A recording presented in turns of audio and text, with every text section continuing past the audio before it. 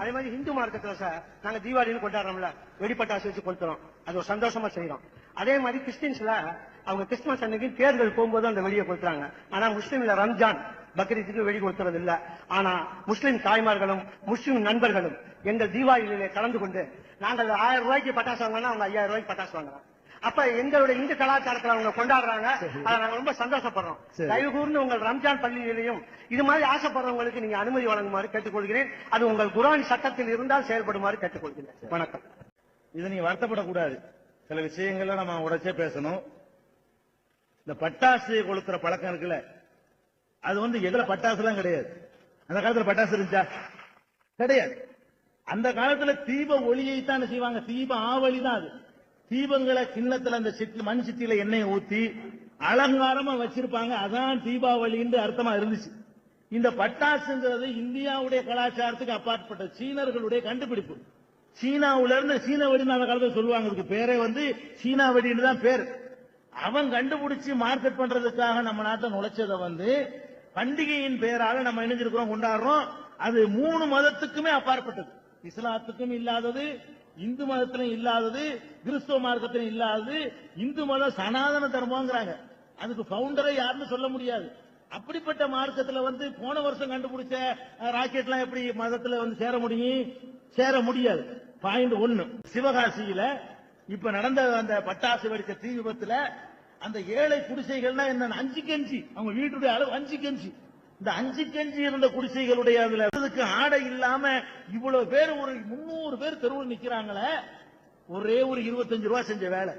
நமக்கு ஒரு மகிழ்ச்சி கிடைக்கிறதுக்காக வேண்டி நம்ம செலவு பண்ணுவது என்பது ஒன்னும் அடுத்தவர்களுக்கு இடைஞ்சல் செய்யுது, குடிசைகளை பாதிக்குது.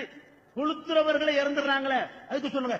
சின்ன குழந்தைகள் கையில பட்டாசு கொடுத்து வெடிக்க தெரியாம வெடிச்சு கண்டு போன குழந்தைகள், காது போன குழந்தைகள், கால் இழந்த குழந்தைகள், தங்களை தாங்களை அழித்துக் கொள்ளக்கூடிய ஒரு தற்கொலை முயற்சி ஒரு பண்டிகைக்கு நல்லது. இன்னும் இருக்கு கேளுங்க, இந்த பட்டாசுனால நல்லா விளைஞ்சிருந்தேன். அதுல உள்ள அந்த கெமிக்கல் இருக்கு பாருங்க, கந்தகமும் அதுல சேரக்கூடிய அந்த மருந்துகளும் அதுல இருந்து வரக்கூடிய நச்சு புகை எவ்வளவுக்கு காத்த மாசுபடு தெரியுமா? 1000 கார்கள் ஓடுவதனால் ஏற்படுற நச்சு புகையை விட ஒரே ஒரு நாள் தீபாவளி கெமிக்கலால் ஏற்படக்கூடிய நச்சு புகை பெரிய அளவுக்கு சுகாதார கடை ஏற்படுத்துது. அந்த புகையை கிட்டத்தட்ட 3 நாளைக்கு சுவாசிக்கிறோம். நம்ம சந்தோஷத்துக்காக விடக்கூடிய அந்த புகை ஒரு ஆஸ்துமா நோயாளியை என்ன வேதனைப்படுத்துது? ஒரு நோயாளிக்கு எவ்வளவு பெரிய கஷ்டம் தருது? ஆக்சிஜன் சுவாசிக்கிற நிலையில் இருக்கக்கூடிய ஒரு நோயாளியுடைய நிலைமை எப்படி பாதிக்குது? நம்ம அப்படி நினைச்சு பார்க்கணும். நம்ம பண்டிகை கொண்டாடுறோங்கிற பேர்ல இந்த மாதிரி காத்த மாசுபடுத்தலாமா? காத்து மட்டும் மாசுபடல, இன்னும் வருது கேளுங்க. ஒவ்வொரு மனிதனுக்கும் டெசிபல் சவுண்ட் வச்சிருக்கான். காது இருக்கு பாருங்க, காது அதுல ஒரு சின்ன சவுதான் இருக்குது. அது ஒரு லிமிட்டுக்கு தான் தாங்கும். அதுக்கு மேல போனுச்சுன்னா காது நம்ம கேட்கும் திறனை கொஞ்சம் கொஞ்சமா இழந்துருவோம். அன்றைக்கு கேட்கிற திறன் எப்படி இருந்துச்சோ அந்த திறன் இன்னைக்கு நமக்கு இல்ல. எங்க தாத்தாவுக்கு உங்க தாத்தாவுக்கு இருந்துச்சு கேட்கிற திறன், அது இன்னைக்கு இல்ல. ஏன்?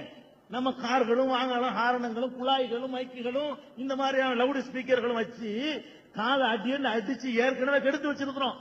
அத பயங்கரமான முறையில இந்த பட்டாசுகளை விட்டு போடுறதுனால மனிதனுடைய காது எவ்வளவுக்கு தாங்குமோ அதை தாண்டிய டெசிபல் அந்த சவுண்ட் வரும் பொழுது செவிப்பறை கிழிக்கப்பட்டு போயிடும்.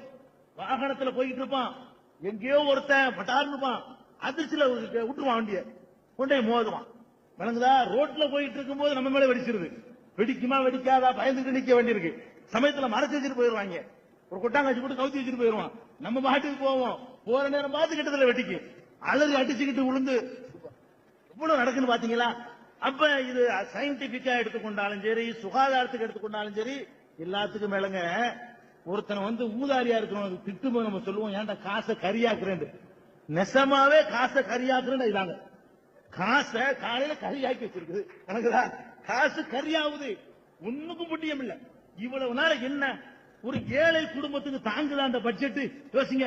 ஒரு டிரெஸ் வாங்கி அணிஞ்சிக்க, தீபாவளிக்கு அத்தர் பூசிக்க, கிரீடம் வச்சிக்க, அந்த தீபாவளி அன்னைக்கு ஒரு மோதிரம் போடுறதுன்னு ஒரு கண்டிஷன் உண்டாக்கி சம்பாரிச்சிக்க, பொண்டாட்டிக்கு தீபாவளிக்கு செயினை வாங்கி கொடு, 4 பட்டுப்புடை வாங்கி கொடு, ஓகே.